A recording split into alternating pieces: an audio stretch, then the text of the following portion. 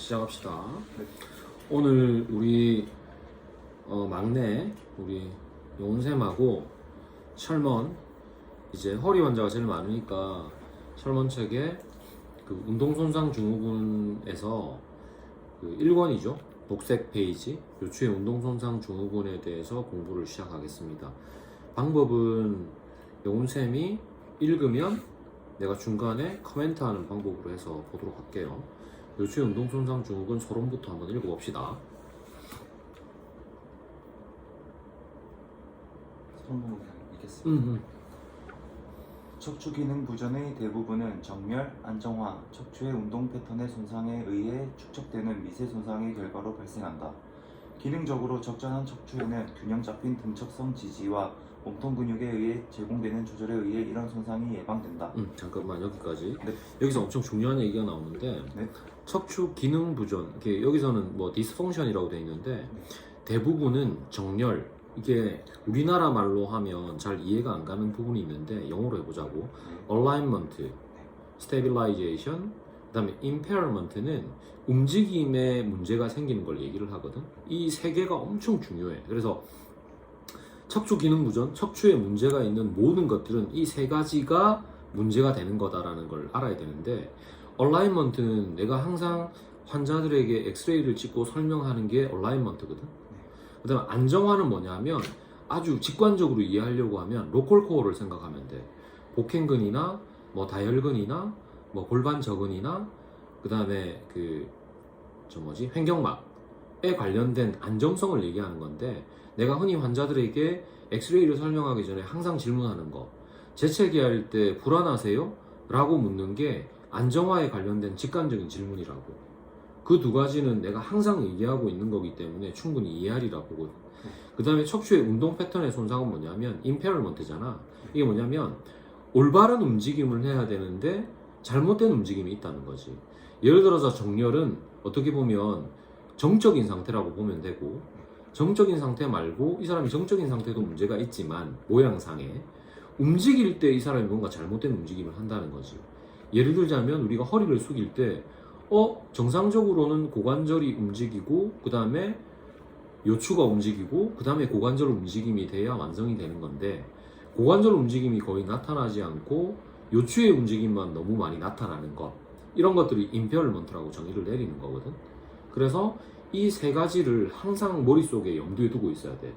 다시 한번 정리하자면, 첫 번째, 가만히 있을 때 그 사람의 척추의 모양, 그 다음에 움직일 때의 모양을 임페어먼트라고 얘기하고, 이 두 가지 외에 이 사람의 척추가 얼마나 안정적으로 유지되고 있냐, 대표적인 게 로컬 코어가 얼마나 잘 작동되고 있냐 라고 생각하면 돼. 로컬 코어는 이 두 가지의 의미를 또 다 포함하는데, 정적인 게 정렬이고 동적인 게 임페어먼트라면 안정화는 그 두 가지에서 다 작동하는 거라고.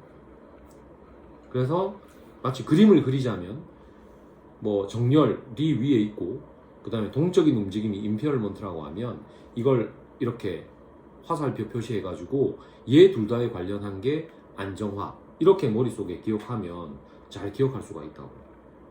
무슨 말인지 알겠지? 네. 그리고 여기 또 중요한 말이 기능적으로 가장 적절한 척추에는 균형 잡힌 등척성 지지라는 얘기를 하고 있는데, 이건 뭘 의미하냐면 정렬을 의미하는 거거든. 등척성 지지는 정렬 상태에 있을 때 나의 모든 근육을 가장 균형 잡힌 상태로 근육의 길이 변화에 없이 안정적으로 유지하고 있는 걸 의미를 하고 있다고, 등척성 지지가.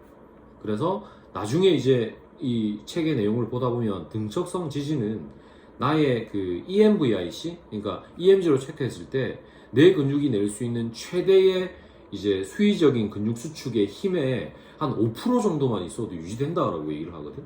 그래서 우리가 내 몸을 건강하게 만들려고 하면 물론 적극적인 근육을 막 풀파워로 써서 운동하는 것도 중요하지만, 오히려 더 균형 잡힌 작은 힘이지만 등척성 지지가 훨씬 더 중요하다는 사실을 알아야 돼요. 그래서 지금의 이런 건강을 지키기 위해서 하는 이런 운동들, 뭐 헬창들이 하는 헬스, 그다음 필라테스, 요가, 이런 것들 우리 뭐 좀 이따 동영상 올리면 여러 선생님들이 보시겠지만 그런 근육을 풀파워로 쓰고 막 힘을 내고 이런 것들도 물론 도움이 될 수는 있겠지만 나의 건강을 위해서는 등척성으로 얼마나 안정적이고 균형적인 거를 유지하는지가 훨씬 더 중요하다는 사실을 잊으면 안 돼. 무슨 말인지 알겠지? 네. 그 다음 읽어볼게. 네. 기능 부전이 발생했을 때 중요한 목적은 환자의 증상들을 지속적으로 일으키거나 증가시키는 정렬, 스트레스, 척추의 운동 방향을 찾아내는 것이다.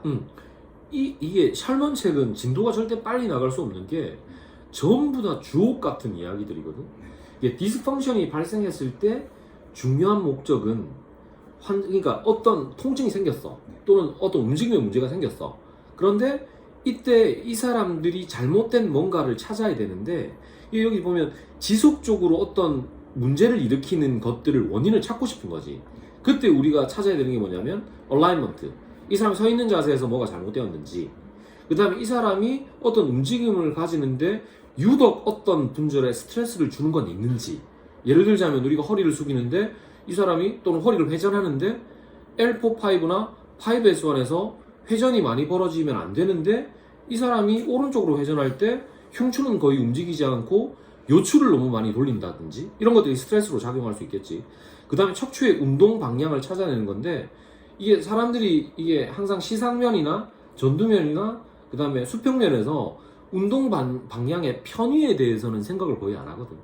편의가 엄청 중요해. 예를 들자면 이 사람이 허리를 숙일 때 분명히 숙이는 동작을 하고 있지만 그 숙이는 동작은 시상면에서의 굽힘이잖아. 네. 근데 전두면에서 이 사람이 불균형이 있는지 또는 횡단면에서 뭔가 불균형이 있는지도 봐야 되는데 그걸 잘 안 보더라는 거지. 그래서 그런 것들도 내 눈으로서 내 손으로서 체크하는 방법을 절대 잊으면 안 돼. 예를 들면 내가 허리를 숙였을 때 시상면에서 이 사람이 굽힘이 골반에서도 일어나고 고관절에서도 일어나고 흉추에서도 일어나는 이런 것들을 시상면 움직임이라고 얘기를 하는데 회전성으로 생각하면 흉추가 또는 요추가 오른쪽이 더 많이 올라와 있네. 이런 것들은 횡단면에서의 일이라는 걸 알잖아. 네. 그 다음에 내가 숙이는데 오른쪽 팔은 땅에 닿는데 왼쪽 팔이 또 안 닿아. 이런 것들도 횡단면으로 추정할 수 있는 거잖아. 네. 그런 것들에 대해서도 알고 있어야 된다고. 그리고 전두면에서 봤을 때 어떤 모양이 생기는지는 우리가 숙였을 때 척추가 흉추에서 약간 오른쪽으로 컨벡스가 있네. 또는 요추가 왼쪽으로 컨벡스가 있네. 이런 것들은 또 전두면에 관련된 얘기거든. 이 세 가지 측면을 항상 보는 연습을 해야 돼. 그 보는 연습을 하지 않으면 단편적인 1차원적인 면만 자꾸 보게 되거든. 그러면 숙일 때 이 사람 허리가 많이 숙여지네? 적게 숙여지네? 흉추를 움직이네? 안 움직이네 수준에서 끝나버리지만 금방 전에 얘기했던 전두면과 횡단면을 생각하면 세 가지 이상의 정보를 나한테 주는 거잖아. 네. 그거를 원인을 찾아내는 게 굉장히 중요하다는 얘기를 여기서 하고 있는 거라고. 그래서 원인을 볼 때 항상 가만히 서 있을 때 정렬, 어떤 스트레스를 받고 있는지, 척추의 운동 방향을 3차원적으로 볼 것이라는 얘기를 하고 있는 거지. 네. 자, 그 다음. 척추나 사지의 재유발 운동은 스트레스나 운동으로 유발되는 증상들을 재현할 수 있다. 와, 이 얘기도 너무 중요한 얘기잖아. 난 여기서 영어로 이제 샬먼책에서 리프로덕션이라는 표현을 하고 있는데 사실 프로보케이션이라고 얘기하는 게 더 맞아. 그러니까 유발하는 것들을 찾아내는 게 엄청 중요해. 왜냐하면 물론 치료적인 의미에서 뭔가 이 사람이 느끼고 있는 증상을 어떤 특정한 자세로 유발시키게 되면 치료에도 도움이 될 수 있지만 나는 개인적으로 더 중요하게 생각하는 게 뭐냐면 이 환자가 어떤 오른쪽 다리 뒤쪽에 넓적다리 뒤쪽에 저림이 있단 말이지. 근데 그거를 특정 자세에서 가장 많이 재현할 수 있는 위치를 찾는 것도 엄청 중요한데 그 이유는 환자에게 확신을 줄 수 있어. 당신이 아픈 거를 내가 더 잘 유발시킬 수 있다라는 자체가 환자는 어떤 확신이 드냐면 이 사람이 나의 병을 정확하게 재현을 시키는구나. 그리고 그 반대되는 자세를 취했을 때 이 증상이 사라지는구나 라는 거를 환자가 직관적으로 느꼈을 때 확신을 가질 수 있다고. 물론 나도 확신을 가질 수 있지만 그런데 사람이 하는 일인지라 내가 아무리 뛰어나고 내가 아무리 공부를 많이 했다 하더라도 환자가 불신을 갖게 되면 그 순간 치료 효과는 나는 반 이상 사라진다고 생각해. 그래서 유발의 의미는 엄청 중요해. 그래서 나는 검사 중에 제일 중요하게 생각하는 게 프로보케이션 테스트라고. 예를 들어서 우리가 숄더 임핀지가 있을 때 empty can 테스트를 할 때 환자가 아팠단 말이야. 근데 움직임을 보고 이 사람의 움직임을 보고 파악하고 내가 어떤 문제가 있는지를 찾았어. 그리고 내가 그걸 아주 짧은 시간 내에 5분 내에 내가 어떤 움직임을 교정을 하고 근육의 성상을 바꾸고 텍스처를 바꾸고 내가 5분 뒤에 그 테스트를 했는데 환자가 하나도 안 아프잖아. 물론 그게 영구적인 건 아니지만 그걸 보여주는 것만으로도 환자는 확신을 가질 수가 있다고. 그게 엄청 중요하다고. 당연히 5분 동안 그걸 보여주기 위해서는 정말 중요한 것들을 포인트를 찾아서 해결을 해줘야만 5분 내에 적어도 증상의 50% 이상이 서브사이드 되는 걸 보여줄 수가 있다고. 그래서 프로보케이션 테스트는 굉장히 중요해. 그 다음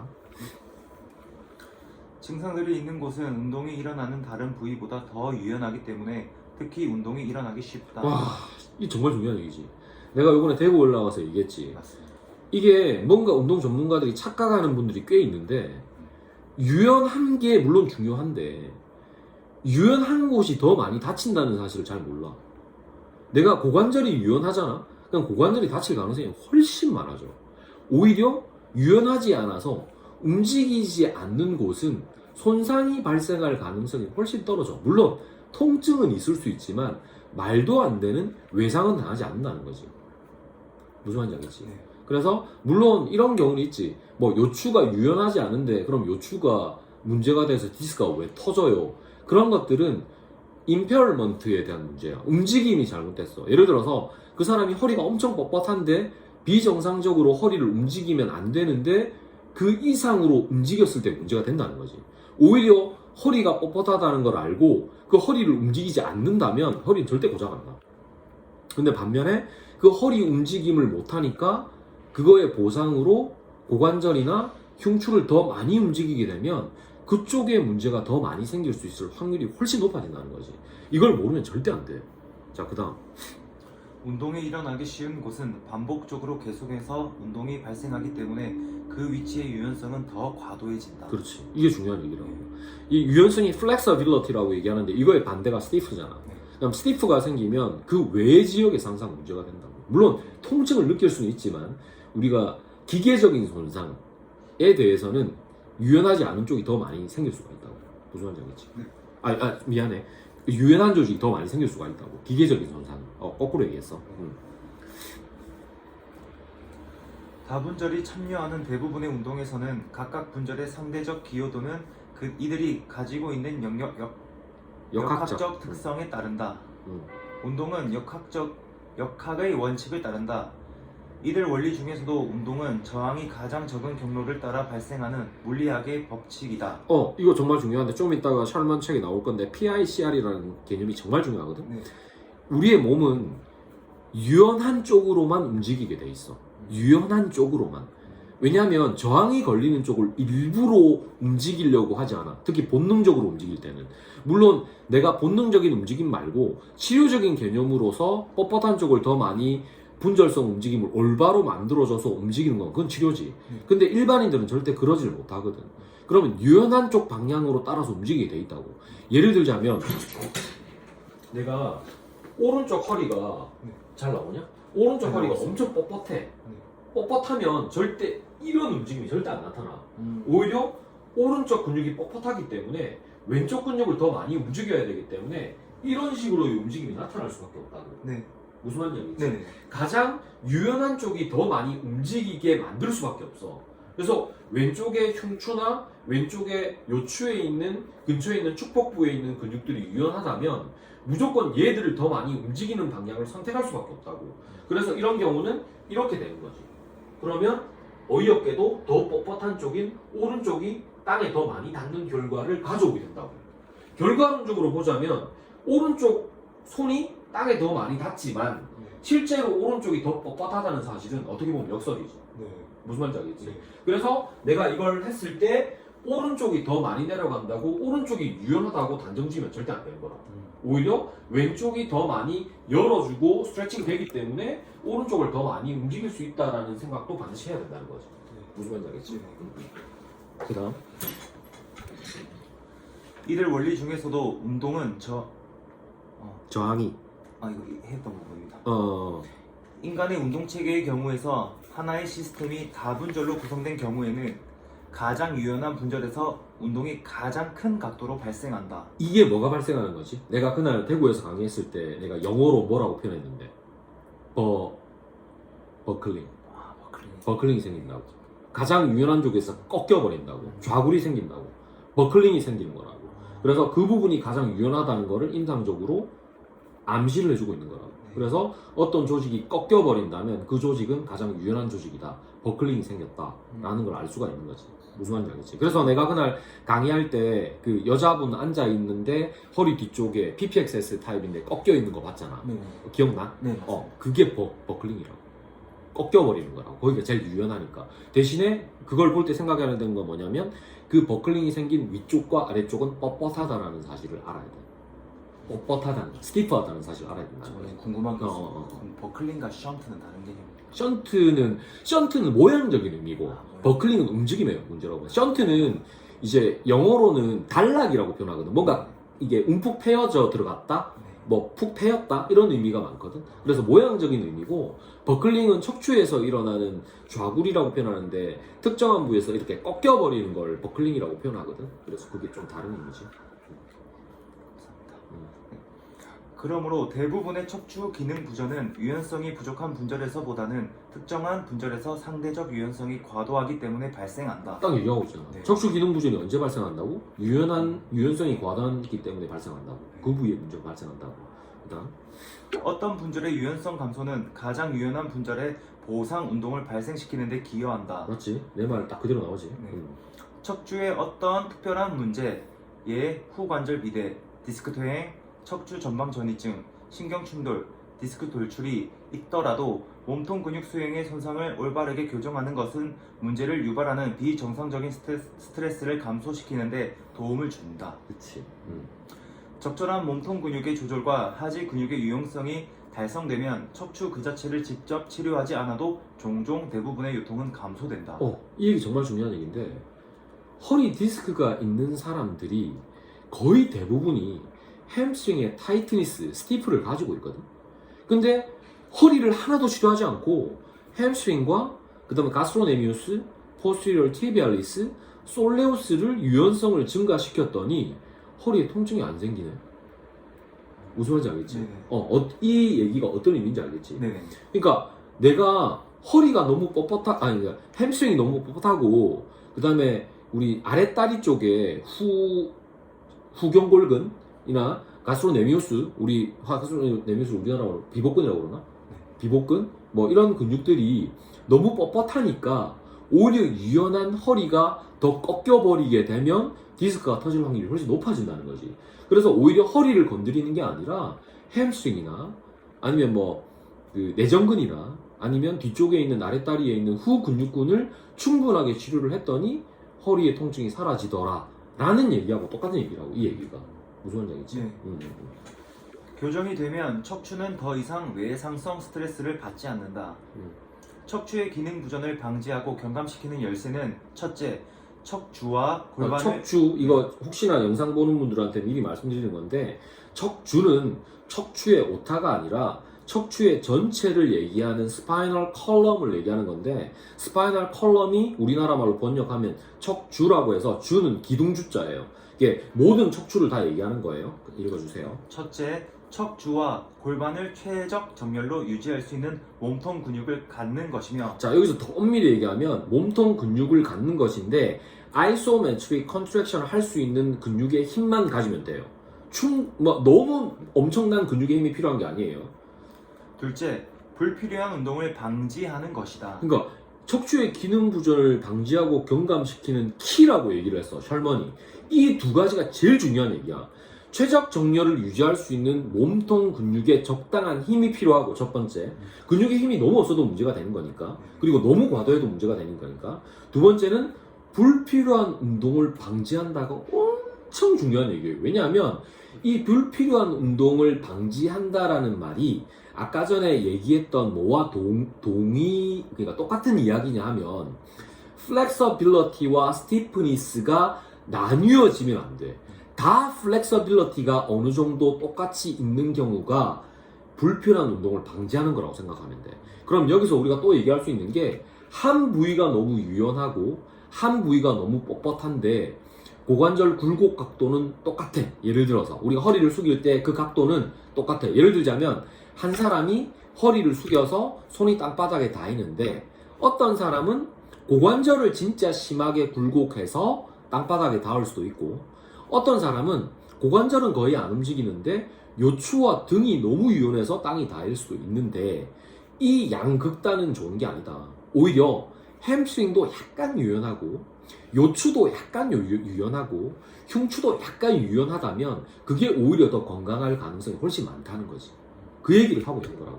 그래서 최적 정렬로 유지할 수 있는 적당한 힘의 근육의 힘이 필요하다라는 것과 그 다음에 불필요한 운동을 방지하는 게 척추의 통증이나 문제점이 있는 것들을 제일 잘 지켜줄 수 있는 키 두 가지다라는 사실을 절대 잊으면 안 돼. 그래서 이 영상을 보는 분도 진짜 명심하셔야 될 게 뭐냐면 허리 척추든 모든 관절이든 다 똑같아요. 모든 관절은 기능 부전, 아픈 걸 막기 위해서는 적당한 근육의 톤이 유지가 돼야 되고 두 번째, 잘못된 움직임이 일어나서는 절대 안 된다. 그러기 위해서는 다관절 근육이든 단관절 근육이든 적절한 유연성이 균등하게 있어야 되는 게 제일 중요하다라는 사실을 절대 잊으시면 안 돼요. 이러한 목적을 달성하기 위하여 근육은 적당한 길이와 근력 그리고 근활동을 올바른 패턴을 만들 수 있어야 한다. 사지가 움직이는 동안 사지 근육이 붙어있는 근위부를 적절히 안정화시킬 수 있도록 몸통 근육의 최적의 등척성 수축이 필요하다. 와, 이 얘기 정말 중요한 얘기인데 이게 무슨 얘기냐면 우리가 어떤 조직을 움직일 때 항상 기반이 되는 위치는 프락시말 관절이에요. 예를 들어서 허리 관절, 어깨 관절, 발목 관절도 포함돼요. 그러니까 우리 몸의 센터에 가까이 붙어 있는 관절. 그러니까 허리가 제일 중요하겠죠. 허리 부분, 그 다음에 어깨 관절, 그죠? 왜냐면 손목 관절보다 어깨 관절이 훨씬 더 중요해요. 왜냐하면 어깨 관절이 보장이 되지 않으면 어깨 관절이 비정상적인 기능 부전에 빠지게 되면 엘보를 훨씬 더 많은 가동 범위를 써야 되고 훨씬 더 많은 힘을 써야 돼요. 직관적으로 이 영상을 보고 있는 환자분들을 위해서도 내가 말씀을 드린다면 예를 들어서 어깨 진짜 아픈 사람들이 이빨을 닦을 때 이 자세를 못 취해요. 외전 자세에서 내외전 자세거든요. 가장 아픈 자세란 말이에요. 이 상태에서 이빨을 닦아야 된단 말이에요. 근데 이게 안 돼, 아파서. 그러면 어정쩡하게 이렇게 있을 수밖에 없다고. 그러면 어깨를 못 움직이니까 뭐를 더 많이 희생해야 되냐면 팔꿈치와 손목을 훨씬 더 많이 희생을 해야 돼요. 무슨 말인지 알겠죠? 네. 어깨가 기능 부전이 빠지게 되면 엘보와 리스트를 훨씬 더 많이 움직여야 된단 말이죠. 그래서 프락시말 파트가 근위부가 훨씬 더 중요하게 되는 거예요. 허리가 아프면 그 나머지 쪽이 고생할 수밖에 없어요. 허리가 아프면 어깨 통증이 엄청 많이 생기거든요. 그 이유는 여러 가지가 있지만 내가 허리가 아파서 제일 문제되는 게 항상 뭐야? 앉았다가 일어나는 걸 너무 힘들어 하거든? 그럼 뭘 써야 돼? 팔을 짚고 일어나야 되잖아. 네. 물론 예방적으로도 팔을 짚고 일어나는 게 좋지만 그런 의미가 또 달라요. 허리 근육에 힘을 거의 못 쓰기 때문에 팔로 무게 지지를 엄청 하면서 짚고 일어나게 된다면 어깨뿐만 아니라 엘보, 리스트에도 엄청나게 많은 영향을 끼칠 수밖에 없다고. 그래서 근위 부위에 있는 관절이 더 중요시 되는 거고 근위부 관절을 우리 몸에서 더 많이 쓰도록 구조화되어 있어요. 그래서 근위부에 있는 근육들에 또 얘기하고 있죠. 등척성 수축이 필요하다. 그러니까 똑같은 근육의 길이가 길어지거나 짧아지는 거 없이 안정적으로 유지될 수 있는 등척적인 긴장도가 1차적으로 필요하다는 걸 또 강조하고 있는 거예요.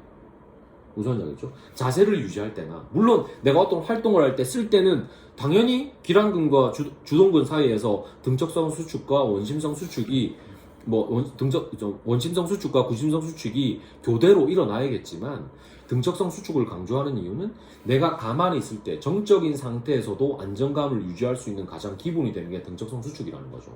그래서 엘보가 안 좋을 때 내가 항상 강조하잖아. 뭐부터 운동시키라고? 등척성 수축부터. 그 다음에 뭐 훈련시키라고? 원심성 수축부터. 그 다음에 마지막에 구심성 수축.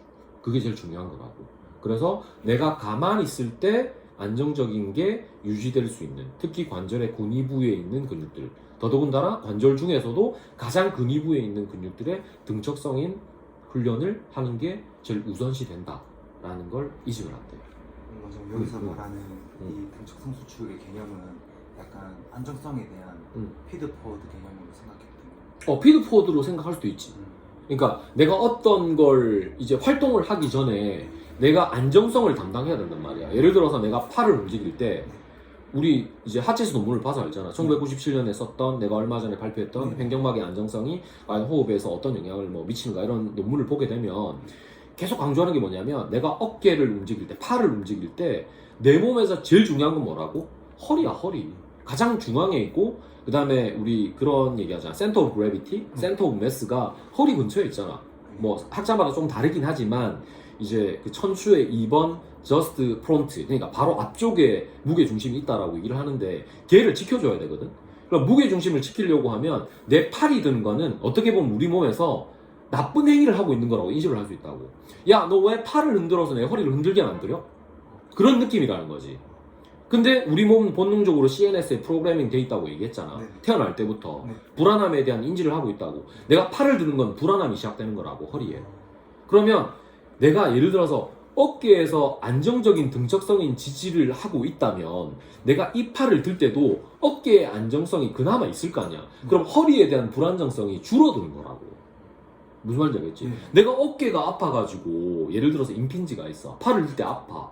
그러면 비정상적인 동원 패턴이 생길 수밖에 없거든. 그리고 임핀지 환자들 대부분 정거근이 약화돼 있고 상대적인 비율로 보자면 상부 승모근과 정거근의 비율로 보면 상부 승모근이 더 강화돼 있다고. 그 왜 그러냐면 아프니까 안 아프게 하려고 상부 승모근을 쓴단 말이야. 그러면 그런 사람이 실험을 했다고 생각해봐봐. 상부 승모근을 훨씬 더 많이 써서 더 많이 근위부를 당겨야 되거든. 그럼 훨씬 더 많은 이제 영어로 그 perturbation이라는 표현을 쓰거든. 섭동이 일어나. 이게 흔들림이 발생한다는 거지. 그러면 허리가 훨씬 더 많은 힘을 발휘를 해야 되거든. 그래서 사지의 안정적인 등척성 수축으로 인한 지지가 나의 센터 오브 매스에 관련된 그런 근육들을 더 힘들게도 만들 수 있고 덜 힘들게도 만들 수 있다고. 그래서 사지에 있는 멀리 있는 원위부에 있는 근육들의 안정성이나 등척성 수축의 지지도 반드시 필요한 거죠. 되게 중요하다. 네. 오케이? 오늘 여기까지 할 거야. 예, 영상 제 얼굴 거의 안 나왔는데요. 지금 보면 제 얼굴 빨갛죠. 오늘 우리 막내 선생님하고 공부를 하기로 했어요. 제가 사실 우리 병원에 있는 백삼검 선생님이 이제 들어왔을 때 2년 전에 제가 1년 동안 공부를 가르쳤거든요. 매일 저녁 9시, 10시까지 공부를 했단 말이에요. 물론 이제 가르쳐 주면서 제가 공부하는 것도 의미가 있지만 그렇게 공부하면서 되게 힘들었어요. 삶이 힘들어졌어요. 왜냐하면 쉬는 시간이 없으니까. 근데 우리 영훈쌤이 들어왔는데 영훈쌤 들어온 지 얼마 됐지? 지금 한 3달 넘었어요. 3달 됐지. 네. 이게 솔직히 얘기하면 우리 영훈쌤이 들어왔을 때 큰 기대를 안 했어요. 왜냐하면 저는 물리치료사 선생님들을 너무 많이 봤기 때문에 공부를 열심히 하고자 하는 선생님을 1%도 못 봤어요. 그런데 큰 기대를 안 하죠. 당연히 실망을 많이 했으니까. 근데 3개월간 지켜보면서 열심히 하는 의지가 너무 많이 보여서 제가 올해 나이가 48살인데 2년까지는 가르칠 수 있을 것 같아요. 체력이. 그래서 오늘 첫 공부하는 날이라서 이제 고사 지낸다고 그러죠. 그래서 뭐 돼지머리를 이렇게 잘라낼 수는 없으니까 통닭을 시켜서 통닭 먹고 소주 한 잔. 소주 얘는 많이 먹었는데 저는 소주 솔직히 작은 잔에 3잔인가 4잔밖에 안 먹었거든요. 제가 소주가 되게 약해요. 술은 되게 좋아하는데 약한데 그렇게 먹고 취중 공부를 했어요. 그런데 오늘 역시나 가르치면서 되게 뿌듯하고 저 혼자 뿌듯했을지는 모르지만 뿌듯하고 기분이 좋아요. 그래서 이 친구가 어느 정도 커 나가고 이제 우리 병원에 정말 많이 오는 난치성 환자를 볼 수 있을 그날까지 이제 특별한 일이 없으면 이제 계속 평일날 계속 공부를 할까 싶어요. 물론 수요일날은 일찍 마치니까 공부를 안 할 생각이고 월요일, 화요일, 목요일, 금요일은 공부를 계속 하지 않을까 싶어요. 지금 계획은 제가 이거 이제 녹화해서 영상으로 올릴 건데 실시간 스트리밍을 할까 싶어요. 왜냐하면 그 혈문책을 같이 공부하고 싶은 분들은 제가 돈을 따로 받지 않고 이제 같이 공부했으면 좋겠다는 분들이 좀 계시거든요. 트레이너 선생님들이나 아니면 필라테스 선생님들이나 요가 하시는 분들은 제가 나중에 실시간 스트리밍을 이렇게 열게 되면 그때 강의를 같이 이렇게 들어주시면 너무 재밌고 좋을 것 같아요.